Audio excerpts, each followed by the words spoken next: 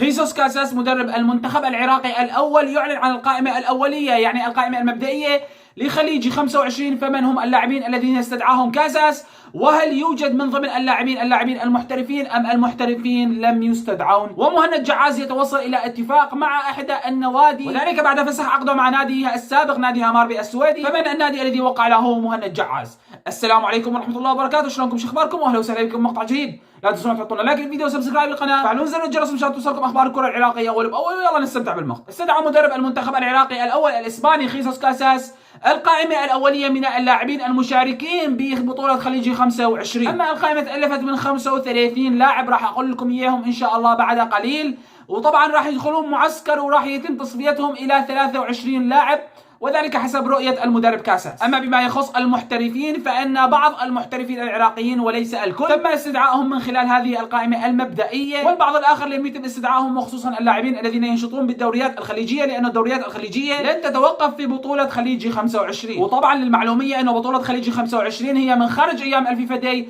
لذلك الاتحاد العراقي ما يقدر يرغم أندية اللاعبين على استدعائهم للمنتخب الوطني إجبارا. طيب خلينا نروح نشوف من هم اللاعبين الذي اختارهم المدرب كاساس. طبعا مثل ما قلنا من شوي انه اللاعبين هم 35 لاعب، واللي هم جلال حسن، فهد طالب، احمد باسل، حسن احمد، علي عبادي، زيد تحسين، مصطفى ناظم، علي فائز، ومناف يونس، حسن الرائد، حمزه عدنان، واحمد يحيى، وضرغام اسماعيل، آلاء فاضل، حسين عمار، واحمد عبد الحسين، سعد عبد الامير، امير العماري، علي مهدي، جيلوان حمد، وابراهيم بايش، شركو كريم، وحسين علي، حسين جبار، وريوان امين، لؤي العاني، مؤمن عبد الرضا، وشهاب رزاق، ومحمد علي عبود، احمد ياسين، وبسام شاكر، وحسن عبد الكريم قوقيه، عمار محسن، واحمد ستريب، وعلاء عباس. مثل ما شفنا هذول اللاعبين الذين تم استدعائهم، مثل ما قلنا لكم من شوي انه بعض اللاعبين كانوا من المقرر انه يستدعون، لكن لم تسمح لهم انديتهم بالذهاب للمنتخب العراقي. على سبيل المثال ايمن حسين وامجد عطوان لم تسمح لهم انديتهم اللي هم المرخيه والشمال، اللي هي انديه تنشط بالدوري القطري الممتاز او دوري نجوم قطر،